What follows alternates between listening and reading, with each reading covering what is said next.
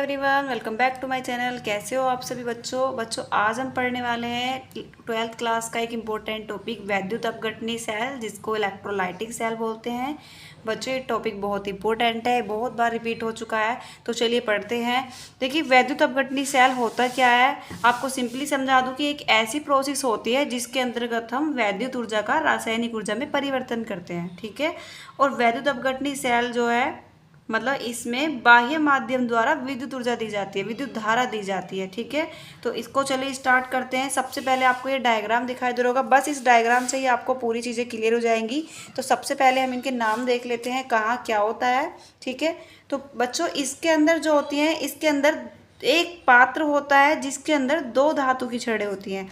यहाँ पर आप देख सकते हैं, एक धातु की छड़ यहाँ पर है और एक धातु की छड़ यहाँ पर है। ठीक है, ये भी एक धातु की छड़ है, मैं इसका नाम लिख देती हूँ। और ये भी धातु की छड़ है।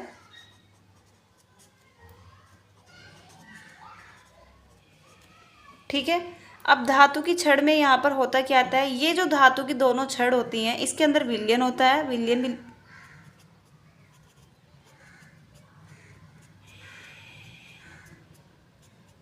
ठीक है, ये जो धातु की छड़ें होती हैं ये एक बैटरी द्वारा जुड़ी होती है। आप देख सकते हैं ये धातु की दोनों छड़ें हैं और यहाँ पर ये एक बैटरी द्वारा जुड़ी हुई होती है जो इलेक्ट्रॉन की दिशा बताती है। ठीक है, तो यहाँ पर ये एक बैटरी है।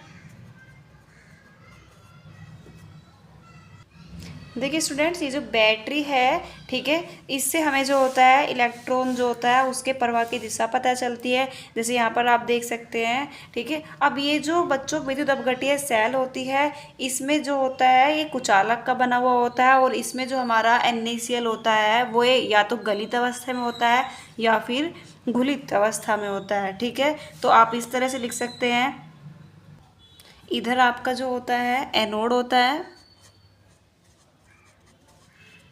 और इधर जो आपका होता है वो कैथोड होता है। ठीक है, और जो चार्ज होते हैं वो चार्ज एक दूसरे के ऑपोजिट जाते हैं। ठीक है, जैसे इधर यहाँ पर नेगेटिव चार्ज है वो इधर की तरफ मूव करेंगे और जो पॉजिटिव चार्ज हैं वो इधर की तरफ मूव करेंगे। नेगेटिव चार्ज इधर की तरफ, पॉजिटिव चार्ज इधर की तरफ, ये इस तरह मूव करते हैं। ठीक है, आई होप आपको समझ में आया होगा। और ये जो है आपका, ये है वैद्युत अपघट्य सेल।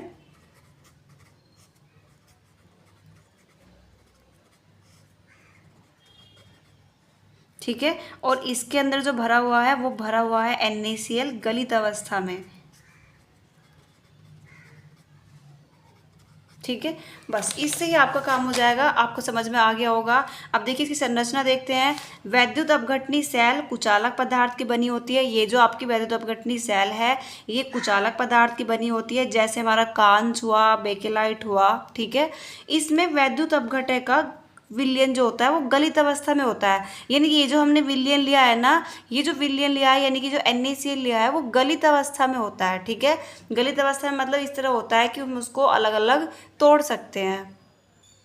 और बच्चों इसमें जो हम विद्युत ऊर्जा देते हैं, वैद्युत ऊर्जा जो दी जाती है बच्चों वो बाह्य बैटरी द्वारा दी जाती है। आप देख सकते हैं यहाँ पर बाह्य बैटरी दी गई, या फिर हम गैल्वेनिक सेल भी बोल सकते हैं। ठीक है, और इसमें जो होती है धातु की दो छड़ होती हैं। आप देख सकते हैं यहाँ पर धातु की दो छड़ें हैं और ये जो धातु की दो छड़ें होती है इन्हीं के द्वारा वैद्युत धारा प्रवाहित की जाती है। ठीक है बच्चों, देखिए बच्चों मैंने वही सब कुछ लिखा है कि इसमें वैद्युत ऊर्जा किसी बाह्य बैटरी या गैल्वेनिक सेल से दी जाती है। वैद्युत अपघटन सेल में धातु की दो छड़ें होती है। अभी आपने डायग्राम में देखा कि धातु की दोनों तरफ दो छड़ें थी जिनमें वैद्युत धारा प्रवाहित की जाती है। वो जो आपको बैटरी लगी हुई दिखाई देती है उसके द्वारा वैद्युत धारा प्रवाहित करते हैं।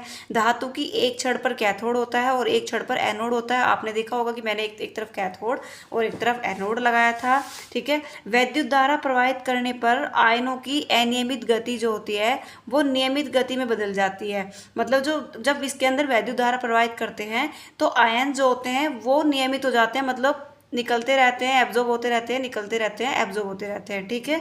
और धनायन जो होता है वो कैथोड की ओर गति करता है और ऋणायन जो होता है वो एनोड की ओर गति करता है, जिससे कैथोड पर अपचयन और एनोड पर ऑक्सीकरण होने लगता है, ठीक है। अब देखिए इसमें जो गलित NaCl होता है वो विद्युत अपघटन में इस प्रकार आयनित होगा, ठीक है। आपको पता है NaCl है तो इसको जब हम तोड़ेंगे तो Na अलग टूट जाएगा, Cl अलग टूट जाएगा।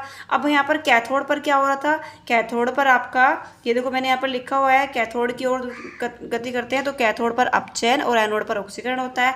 तो यहाँ पर आप देख सकते हैं यहाँ पर हमारा एक इलेक्ट्रॉन क्या हो रहा है, यहाँ पर ऐड हो रहा है, तो ये आपका क्या हो रहा है, अपचयन हो रहा है। और एनोड पर जो होता है इलेक्ट्रॉन निकल रहा है तो यहाँ पर आपका ऑक्सीकरण हो रहा है, ठीक है। तो यहाँ पर एक इलेक्ट्रॉन निकल रहा है, यहाँ पर क्लोरीन मूल अवस्था में है तो यहाँ पर ClCl मिलाकर आपकी क्लोरीन गैस बन जाएगी, ठीक है। आई होप बच्चों आपको ये वीडियो अच्छी लगी होगी। अगर आपको वीडियो अच्छी लगी तो प्लीज़ चैनल को लाइक शेयर और सब्सक्राइब करें। Thank you.